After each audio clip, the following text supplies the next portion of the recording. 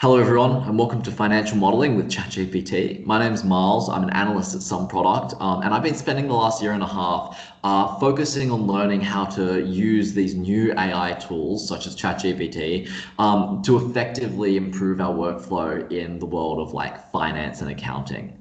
And so what I'm going to be looking at today is specifically how ChatGPT deals with financial modeling problems. I'm going to be walking it through like a simple modeling problem and then a complex financial modeling problem, and then seeing how it deals with that and then discussing what the ramifications are, what that means for us, and how we can get better results out of that. So a little bit of background to start off with regards to financial modeling using ChatGPT. So financial modeling has historically been a really difficult task for ChatGPT to achieve. There were a lot of examples that came out when ChatGPT was initially brought out of people asking basic financial modeling problems and it really struggling. So there's a combination of different reasons why this is the case. Financial modeling is a difficult problem because it blends a lot of different types of problems together. So ChatGPT can do really well at doing like a more objective tasks like coding, but it also does really well doing more subjective tasks like writing a story or solving a verbal problem. However, it really struggles to bring those things together.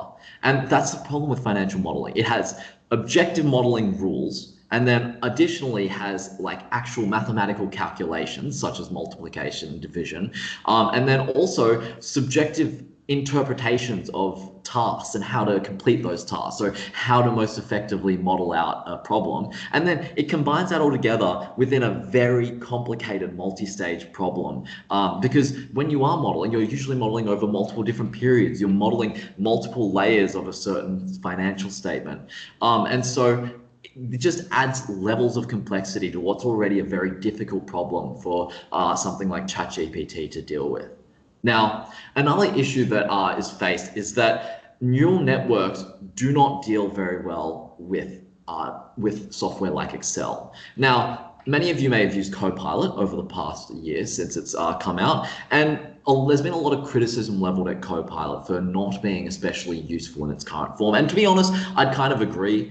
When you compare it especially to things like PowerPoint and Word, it's really noticeable that it's just not as useful for doing, if you're a proficient Excel user, you're not going to get a lot of value out of Copilot in Excel. Versus in PowerPoint and Word, even very proficient users will get a lot of value out of because they're very helpful.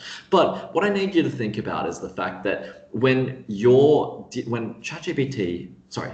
Copilot is dealing with a problem in Word or a problem in PowerPoint that it's been asked to solve, how it's interfacing with that software is very simple. It's usually only got like a few points of interaction, right? In Word, you're literally just typing in very simply structured data. That is a Word document. You've just got a bunch of letters and they go throughout the screen and they scroll down. And that's very simple for AI to deal with. On the other hand, a neural network that's dealing in Excel, what you've got is you've got all that because in each cell you can have all of that text data. But then you've got hundreds and thousands of cells that it's got to understand and it's got to interact with.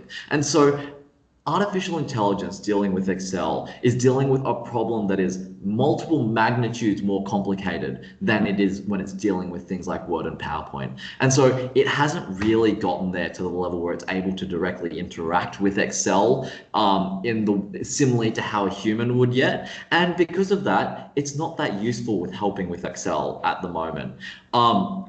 And what that means for financial modeling is that a lot of financial modeling is done in Excel or other spreadsheet software, and it does make things very difficult. But I'm going to be looking today at how you can use ChatGPT to financial model using likely Python, which is the main coding software that it uses, and how it goes about doing that. So, when you're looking at financial modeling, where is ChatGPT currently useful? And there's three really core elements of this. The first is sourcing data. If you've already got a financial model built and you need the correct data to put into that financial model, that's somewhere where ChatGPT is very helpful. It can scrape information off websites. It can analyze data. If you've got data, you can put it into ChatGPT and it will use Python to analyze that data much quicker than even a very proficient human can. Or it can even just generate sample data that you can use as inputs. Additionally, you can use it to build fairly simple financial models. If you ask it to do like a simple DCF calculation, discounted cash flow calculation, or a simple sum of the parts calculation, or something similar like that, where you're just doing very simple modeling tasks, ChatGPT is quite good at that, and we'll have a look at something like that in a moment. Finally, understanding the outputs of financial models. This is the last area where ChatGPT is very useful, which is it is very good at understanding, interpreting, and analyzing a financial model that you may have already built. So you can give it a model, give it the outputs, and it can tell you information similarly to how an analyst would. And this is really interesting. So this basically breaks down the process into 3 segments, like before, during, and after. And it's the during the building of the financial model where it's currently kind of least being used in general day-to-day life. And that's where I'm gonna like explore today.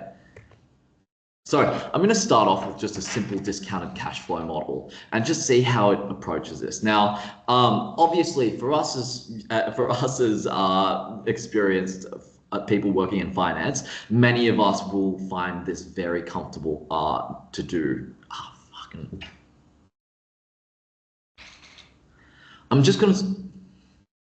I'm going to start off with a simple discounted cash flow model. Now, for many of us who are working in finance, this is something that's very straightforward for us to build.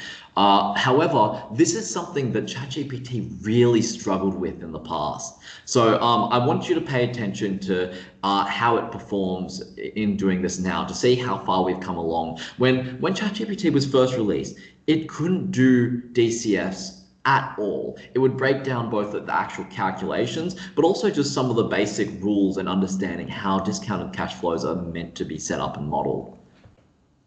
So I'm just going to give it a problem. I'm going to give it a whole heap of assumptions here, and I'm just going to ask it to come up with a discounted cash flow model for that. And I'm not going to give it any further instruction on how to build it, and we're going to see how it goes here.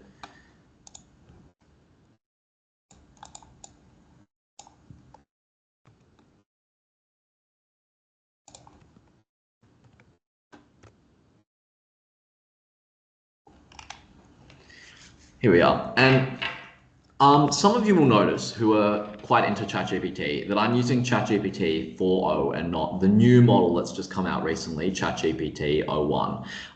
And some of you may take issue with that because you'll argue, hey, Myles, ChatGPT 0.1 is the better model to use, so why aren't you using that? And the answer to that is very simple. So ChatGPT 0.1 doesn't yet have access to the code interpreter feature, which ChatGPT 4.0 does. And that's essential because what that means is that ChatGPT 0.1 actually isn't very reliable when doing complicated maths. So in something like a discounted cash flow, obviously you have your discount factor, which is 1 over whatever the 1 plus the weighted average cost of capital to the power of however many periods it's been.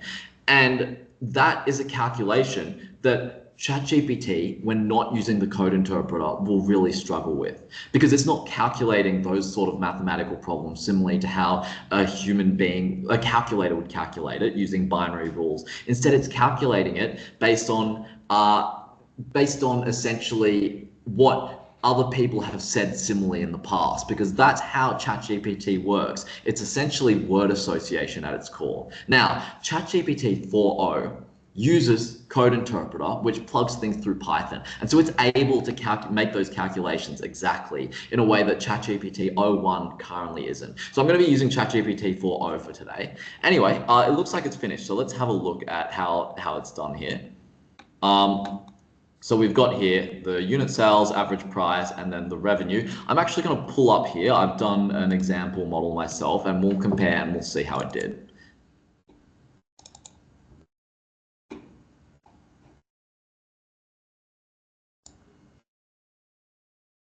Here we are. So obviously we've got it modeled out, sales, price, and then the revenue based on the sales times the price, and then gross profit, operating expenses, operating income, tax rate, net profit after tax, cash conversion ratio, free cash flow, and then the present values of those. And it comes to 58,932. And so if we jump back over here to ChatGPT, let's see what it's come up with here. 58,932. And you can see that it's come up with the exact same path of doing that with, I know, zero further instruction from me. what's interesting there is that I haven't even had to tell it how to model those out, like how those different inputs are interacting with each other. It's figured that out all on its own. And that may seem like a very simple thing, but as someone that's been using ChatGPT for a long time now and has watched the progression, this is actually huge because this is stuff that ChatGPT couldn't do a year ago, that it would just fall flat on its face. And it's gotten the exact same answer as me after about a minute of calculations. Anyway, with that, we're now going to try and build something a little bit more complicated. So at Some Product, we've got a certain way of financial modeling, and we like to make quite detailed, big multi-statement financial models. And I'm going to try and get ChatGPT to make a financial model in a similar style to how we do it. Now, I just want to give you a warning in advance. I suspect this is not going to go very well because I've been doing this for the past week in preparation for this. I've been setting up this example and I haven't been able to make it work. But honestly, I think that that's a very useful tool for us to learn about. So I'm pretty happy to have it, to see how far we get, and then we can explore where it actually went wrong. Okay, so we're going to start off by giving it the problem that we want solved. So I want to create a 3-statement financial model in Python with an income statement, balance sheet, and cash flow. I'm uploading the opening balance sheet and general assumptions. And so I'm going to get it to read the Excel file and then load the assumptions to start off. So I'm going to jump over to ChatGPT again here. I'm going to open up a new one there, and I'm going to attach a file. Go, and I think it's that one. Yep, there we are. Then I'm going to come over here, I'm going to take this prompt, copy it, and paste it in. And there's something I'm going to open up the assumptions file here because there's something I want you to note here is that the assumptions that I've got here are not structured, right? Like this is not an easily structured Excel file for ChatGPT to understand. As much as it may make a lot of sense to us, what we've got here is we've got labels that are under further labels that then have values associated with them, but with no clear instruction of how to use them, and a lot of inconsistency. Now, it's consistent for how we model when we're doing it in Excel, but ChatGPT is going to be approaching this in Excel. In fact, it's actually going to be uploading this into Python, and it's going to really struggle to make sense of this in Python. But it's going to do a surprisingly good job. And this is where ChatGPT is at its most useful, is that you can get an Excel file in that has information that is not structured, that is unstructured data, or not even in Excel. You can have it looking at a website. You can have a look at a Word document. And if that has unstructured data, ChatGPT can then take that data and it can structure that in a way that's more effective and easier for it to read. So I'm going to jump back over to ChatGPT and see how it's doing now. Okay, so it's loaded the data up now, and it's time for us to get it to start modeling with it. So we'll start off with the revenue. This one's fairly straightforward. However, the way that the revenue is actually structured is quite awkward as well. You'll notice if I jump over here, here we are, general assumptions. I have a finished model here that I'm just going to be comparing it to at every step of the way. But it starts off with the unit price, but it doesn't use the unit price consistently. It has the unit price for the first period, and then it's got the inflation for period 2, 3, 4, and 5. So we're going to see how it handles this.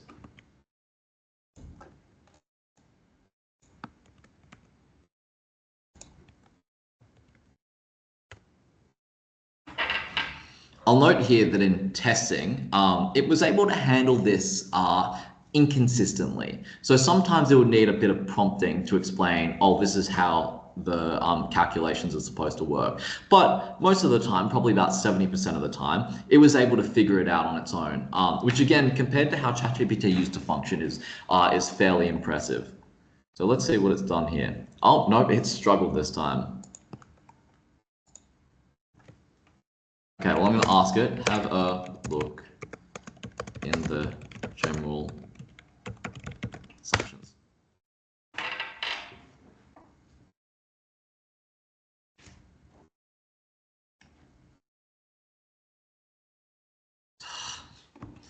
Well, it's decided to act up on me.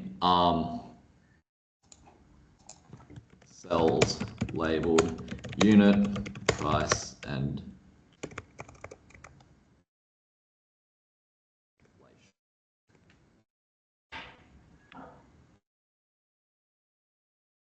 This is the lovely thing about doing presentations based in ChatGPT, is that you never know what it's going to spit out. But you can see with a little bit of prompting here, it's been able to figure it out. And so it's found the unit price, it's found the inflation, and now it's got the projected sales data. So let's see if it can figure it out. So 15, 15.6, 16.5375. Let's see if that's correct. We'll jump over to our calculations here.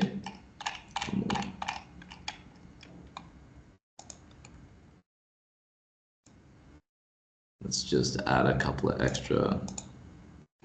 So that's not right. So let's see what's happened there. Use the inflation for each period. There we go, because I know what mistake it's doing, because it's the same mistake that it's done a couple of times when I've actually ran this test, which is it uses 3% consistently throughout the whole thing. And there we go, 15, 15.45, 16, and we'll see that revenue, 8,941, is the same as we've got there for the final period. Okay, so what we're going to do next, and this is where it's going to start getting complicated, because ChatGPT can very easily model just the income statement. We're going to be trying to do the cash flow statement and the balance sheet all at the same time, and this is going to get messy.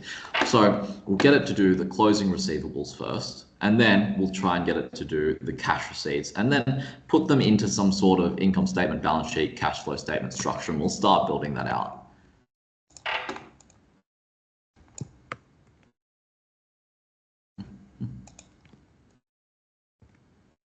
So firstly, the closing receivables.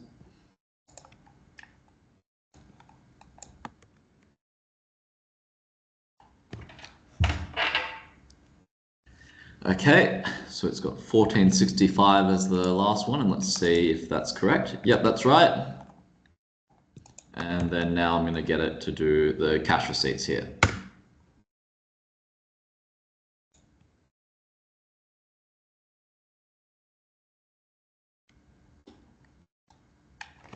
There we are, and you can see it goes through the opening balance sheet to find the accounts receivable there, and then calculates the cash receipts, and those look correct. Okay, well, I'm jumping over to the next slide.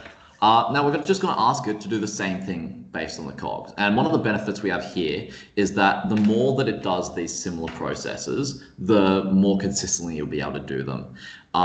That's just one of the benefits of ChatGPT, is that if you ask it to do something once and it does it correctly, usually it'll get better over time at doing those same things correctly. So we're going to have it calculate the cost of goods sold just based on the margin, and then similarly calculate the payables and the cash paid for each period.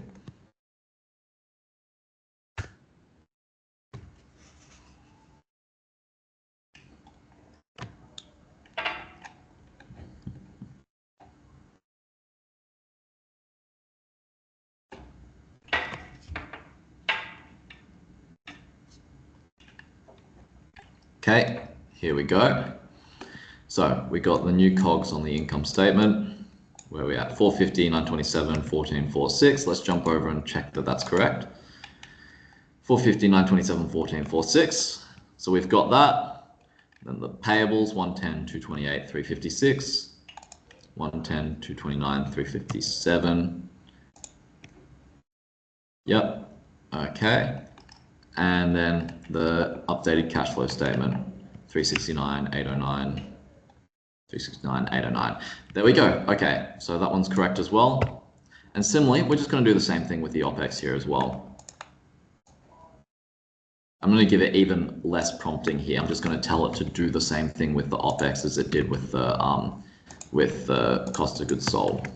So you'll notice that I'm giving it less information, significantly less information now than I was giving it for the revenue and then even for the cost of goods sold. And we're running into problems again. Okay, so we're going to jump in there and we're going to see, let's have a look at how the OPEX is, so we've got OPEX here, which should be given by the amounts there, 60, 65, 70, 75, 80.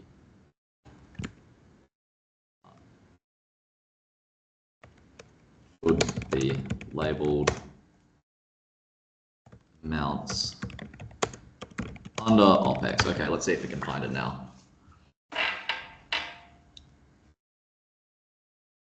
And something that's important to note here is how much I'm having to interact with it and help it.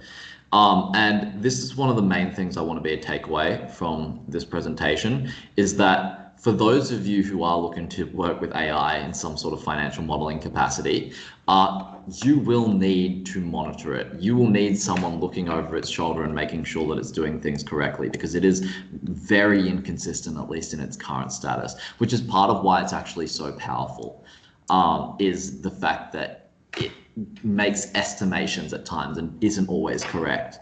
So this is where things are probably going to get a bit more complicated, because the first couple of lines are obviously very straightforward. Depreciation is a little bit trickier to model, and so we're going to need a couple of steps here to get it to do this, and this may be where this all falls apart. Who knows? We'll see.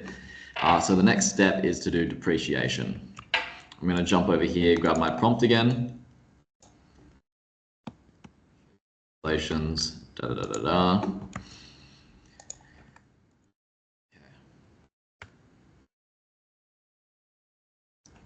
And I have given it a little bit of instruction here about how I want it to calculate that depreciation. So it's got the annual rate for the annual rate of depreciation, and then I just wanted to multiply it by the value of the existing asset. So it's got existing assets of 450,000, which is correct, and then an annual rate of 4 years. So it'll be depreciating at 25%, and so it's depreciating 113,000 a year, basically, which is what we want. So now I'm going to jump back over here and I'm going to get the next prompt, which is depreciation for new assets.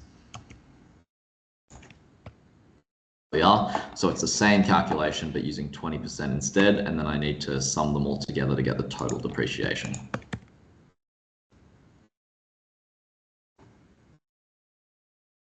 I'm just going to prepare the last prompt as well, which will be to calculate the closing property, plant, and equipment for each period, and then add the depreciation, the capex, and the PP&E to the income statement, balance sheet, and cash flow, which we're starting to really build out now at this stage.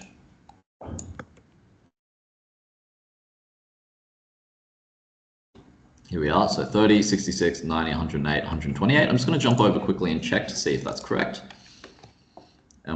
So we've got here 30, 66, 90, 108, along with our 112.5 there. And now I'm just going to get it to finish up by filling in those values there.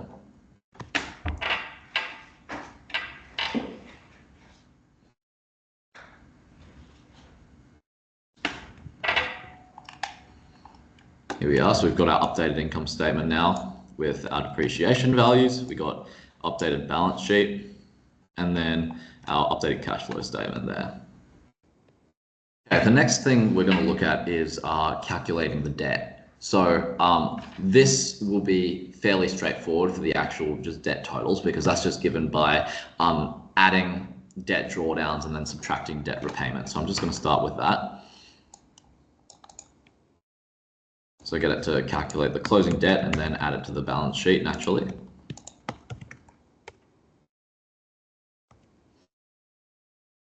And then the next is to calculate the interest rate. And so again, notice how I'm spelling out how I wanted to do all these calculations. So by taking the opening debt and multiplying it by the interest rate. Now, obviously, ChatGPT may be able to figure these things out for itself. Like, these are not particularly complicated calculations, but this is just making sure that there's not really any room for error there. And you'll find that the more detail that you provide in your prompts that you give to ChatGPT, the better results that it'll spit out. So I'm going to give it this next prompt, the interest by taking that opening debt, multiplying it by the interest rate.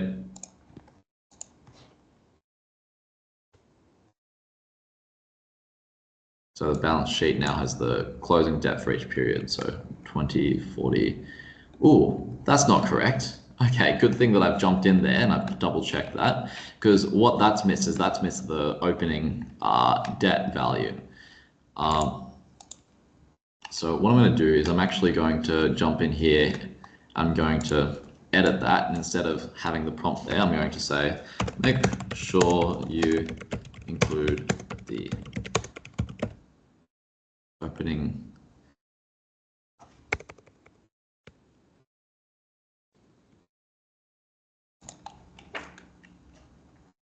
There we are. Now hopefully it'll fix that up for us and include the opening balance sheet debt of 150,000. Okay, now I'm going to get it to calculate the interest. That looks better. And the next step will be interest paid, which we're just going to take as the previous period closing interest payable. Hopefully by now it should be able to do these kind of calculations for the interest paid and the payables fairly straightforward, because that's what we've been doing the entire time. So I'm going to jump in here.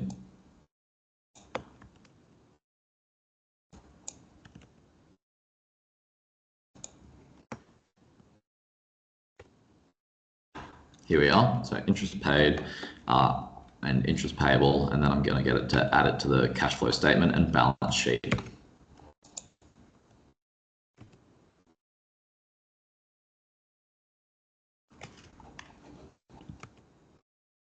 Just jump over and make sure that that's going well. So closing interest payables 9, 11.9, 13.3. Let's jump back over to our model and just make sure that that's correct. Interest payable.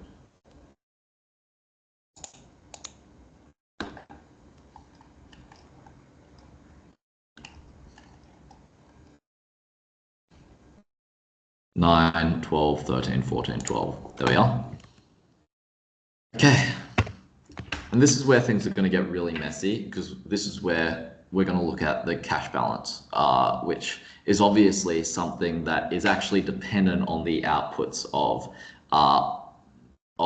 the model. And so this is where you doing things in Python and doing things using ChatGPT will really start to struggle, because it's going to have to remember later on to come back and fix this up to include the new cash balances. But we need to include the interest income at this stage of the income statement. And so this is where we're going to have the cash balance.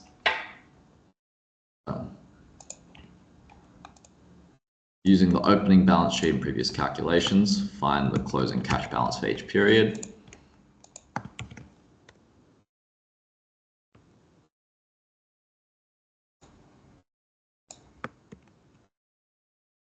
And then just based on that, I'm going to get it to calculate the interest income.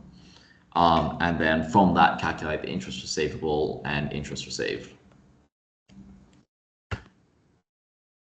Now, an important thing to note is here, I will need to remember at the end to come back and edit this closing cash balance calculation and tell it to edit the closing cash balance calculation, because otherwise it'll just forget and the cash balance won't reflect things like tax that still have to come.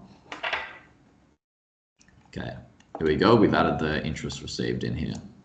So it's completed its cash balance calculations now with the interest receivable. Now, unlike the other problems we've had so far, I actually can't go back and check this one against the model that we've got here, because we still need to wait until the things like the tax, the dividends, the equity flow through to see whether these interest receivable calculations are correct. But we'll move on to the next stage anyway.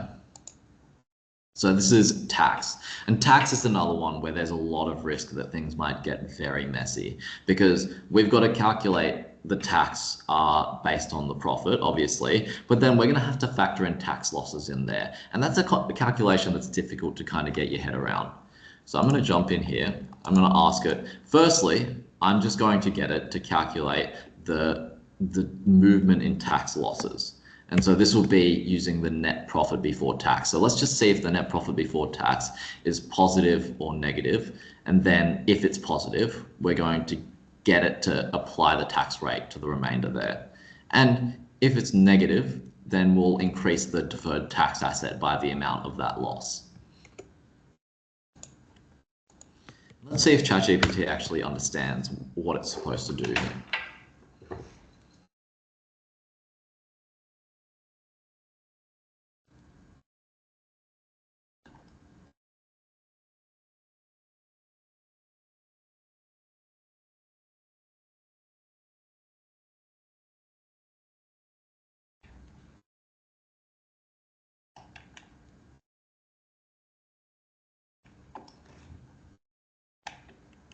Okay, here we are. Now we're going to check all of these because this is where it may struggle a little bit.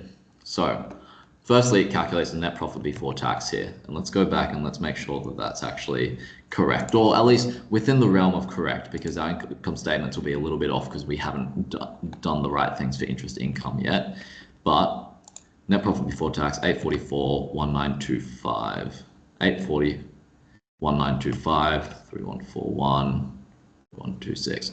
So while that's slightly off, we haven't factored our tax expenses yet into the cash balance. We haven't factored dividends into the cash balance, and so the interest received is actually incorrect at the moment. So I'm going to assume that that's correct at the moment, but we'll see. Now let's jump over here and look at the deferred tax assets. Interesting. So it's saying 0 for now, and let's just double check to see whether that makes sense, because we do start with 75,000 in deferred tax assets here. But note that immediately gets knocked down to 0. Okay. And now the next thing I need to do is calculate the closing deferred tax and then calculate the tax paid. The other thing that I'm going to do is I'm also going to ask it, update the cash balance and interest receivables.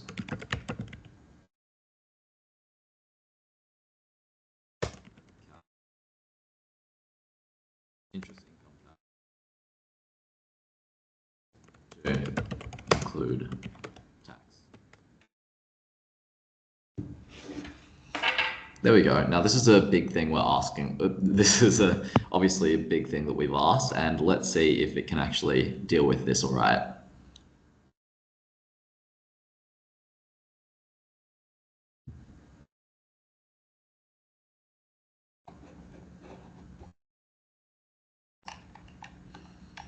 Okay, let's see if our balance sheet is closer to being correct.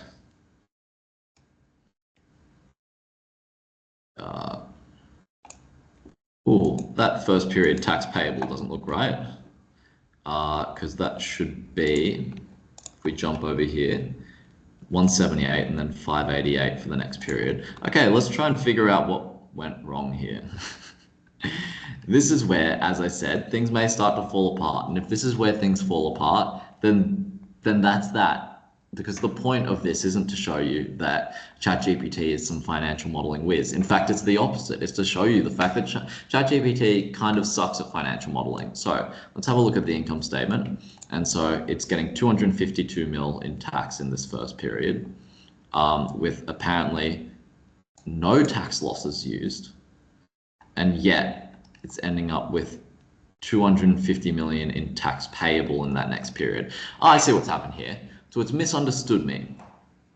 It's gotten the tax payable and the tax paid confused. So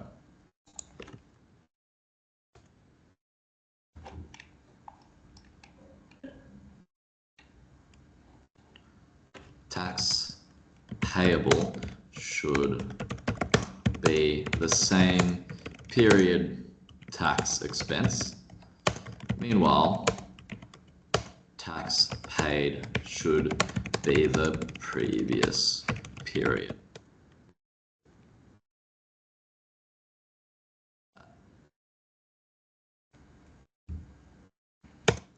Also, the tax losses aren't being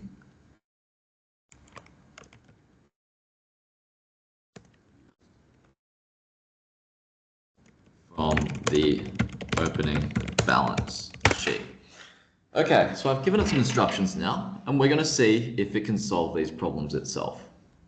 If it's unable to solve these problems itself, then I'm probably going to actually wrap up the model, because there's not going to be a lot that I can do here to get it to fix without going back and forth with it and getting really into the weeds and nitty gritty for quite a long time. And I know because I've tested this pretty extensively. Okay, so let's see how it's gone here. So firstly, let's have a look at the income statement and let's see if it's used the tax losses correctly. Tax losses used 75. Okay, that's a bit better. That's much better. So 840, 229, 75. I am not actually sure what it's doing with with those tax losses though. Can you explain how the tax losses are being used in these calculations? Now, I don't know that this is incorrect, but this is just more me testing to see whether it's actually doing this correctly. So we calculate net profit before tax. If it's positive, taxable profit, net profit before tax minus deferred tax asset, and then it's calculated on that. Okay, so that's good. That is working how it's supposed to be working then. Let's see that $229,000 in tax. Let's see how that compares to what we've got.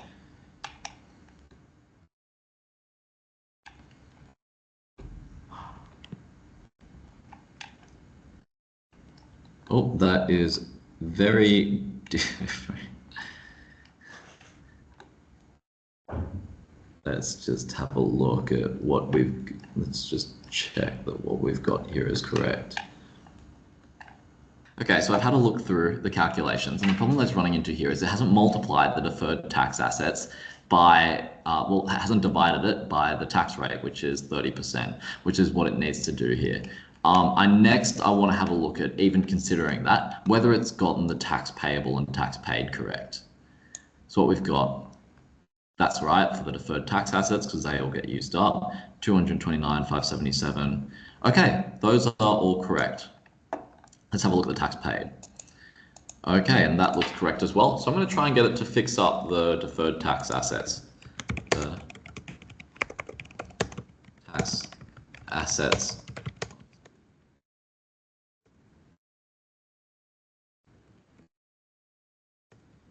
The tax rate when offsetting the net profit before tax.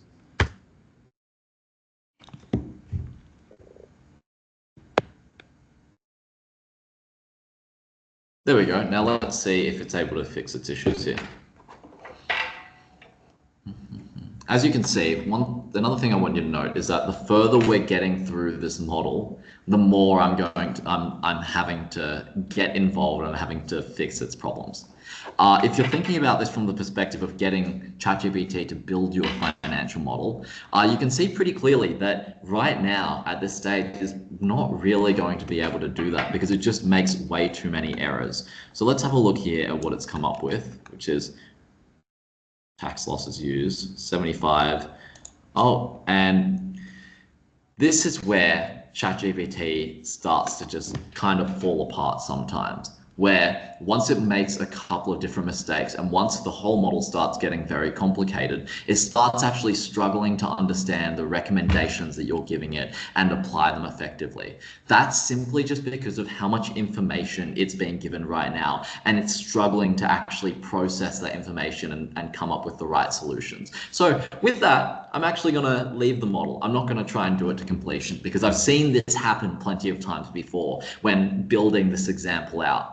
And I think that's a really good way to kind of showcase how ChatGPT deals with financial modeling on a large, complex scale, is that it really does break down and struggle to be able to build out these calculations effectively. So I'm just going to jump back over to the slides. I had more slides here to do, but this has happened a few times before, and I think it's actually fitting that we leave the model there. So I just want to have a look at an explanation for all of this. So it's very simple. The more variables ChatGPT is trying to keep track of, the more it struggles. And so as you build out every extra line and every extra period of that financial model, that's just one extra thing that it has to keep track of that it's going to struggle to keep track of. Python as well doesn't handle interdependencies like Excel does. So ChatGPT has to things don't automatically flow through with Python in the way that they do with Excel. So ChatGPT will need to go back and fix previous values or previous formula that are incorrect, to adjust them to factor in these changes that are being made later. So that's especially valid when considering the cash balance calculations that are used to calculate the interest. And if you were to calculate things like the tax and anything else that gets very complicated and messy, basically.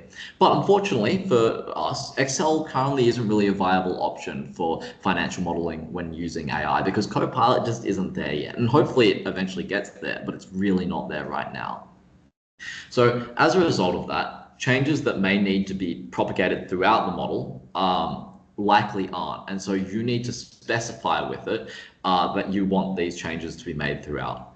As an example, you'll note that at the end of a lot of the prompts that I gave it, I had, oh, include this in the income statement, include this in the balance sheet, and I'd specify exactly where I wanted it to go. That's because when I was building out this example, an issue that I ran into a lot is that if I just told it to calculate the revenue, calculate the cash receipts, calculate the payables for this or whatever, it then wouldn't realize that it needs to include those values in the income statement and the balance sheet and the cash flow statement. And so these statements weren't balancing correctly. And so what the important thing to do when dealing with ChatGPT is to spell out and explain everything in as much detail as possible.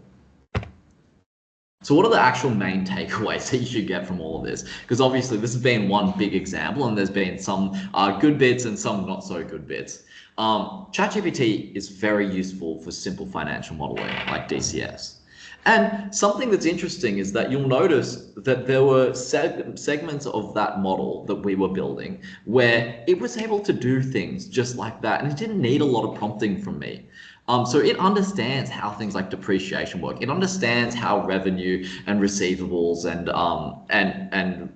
cash receipts and all of that, how they should interact with each other. That didn't require a lot of prompting. And so if you're building a very complicated financial model, it can actually help you a lot with that. However, building a complex three-statement financial model continues to be beyond its capabilities because it's just not set up to do that at the moment. It doesn't have the tools and it doesn't have the power, the brain power to be able to do that. It's only been 2 years since ChatGPT actually came out. And I think a lot of us here forget that. The fact is, when it first came out, it was useless at financial modeling. It couldn't do very simple financial problems. Not even financial modeling, just simple finance problems it wasn't able to solve. And now we're at the stage where with a little bit of guidance, I got it most of the way to building a financial model that is pretty much comparable to what we build here, the basic model that we build here at Some Product.